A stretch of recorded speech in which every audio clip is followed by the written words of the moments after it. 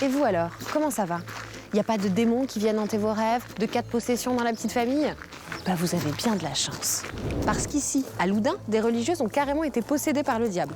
C'était en 1632 et cette histoire a profondément marqué la Nouvelle-Aquitaine. Pour nous raconter cette histoire, j'ai rendez-vous avec deux expertes du sujet. Elles nous ont préparé une petite balade directement sur les traces du diable.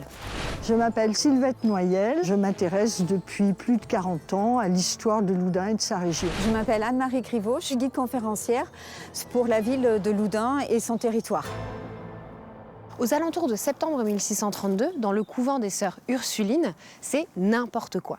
On commence à voir des boules noires traverser le réfectoire, on voit le fantôme du confesseur qui est mort il y a 3 mois, les sœurs crachent l'hostie, blasphèment, courent à moitié nues la nuit sur les toits du couvent. Qu'est-ce qui cause tout ça? Mais évidemment que c'est le diable, enfin.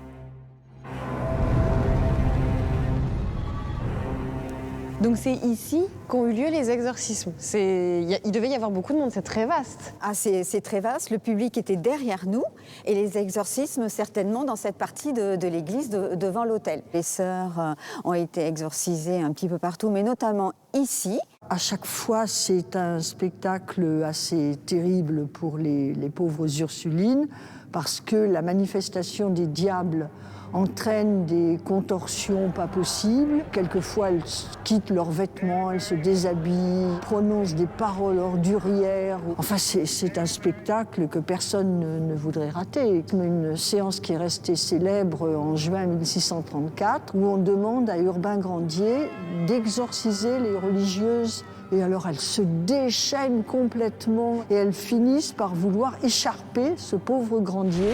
Attendez. Moi, on me parlait d'exorcisme, de diable, de sœurs possédées, et il y a ce mec qui débarque là. Mais c'est qui Urbain Grandier? Eh bien, Urbain Grandier, c'est le curé du village.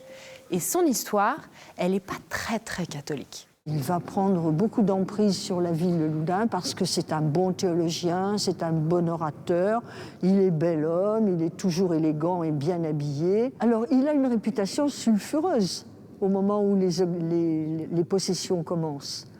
On sait qu'il a eu de nombreuses maîtresses dans sa vie parmi ses paroissiennes. On parle beaucoup de lui et les Ursulines entendent parler beaucoup de lui. Et il fait fantasmer notamment leur supérieure qui est Jeanne des Anges. Et dès que les possessions commencent, les exorcistes n'attendent que ça parce qu'ils font partie des ennemis d'Urbain Grandier. Ce qui vous possède, c'est Urbain Grandier, donc l'envoyé du diable. Il a commis l'erreur d'écrire le traité sur le célibat des prêtres, enfin son livre contre le célibat des prêtres. Donc là, il s'est beaucoup compromis parce que là, il a repris des théories protestantes à une époque où la contre-réforme prône le célibat des prêtres.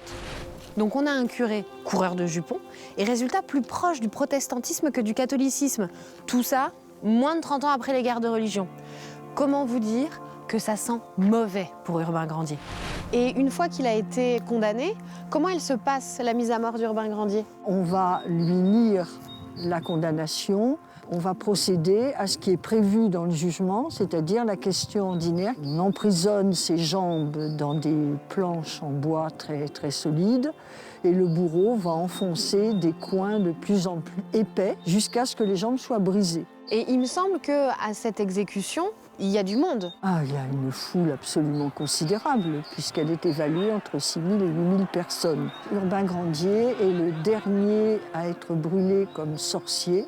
Louis XIV, sous l'impulsion de Colbert, décide que ce n'est plus un défaut ou un crime passible du bûcher.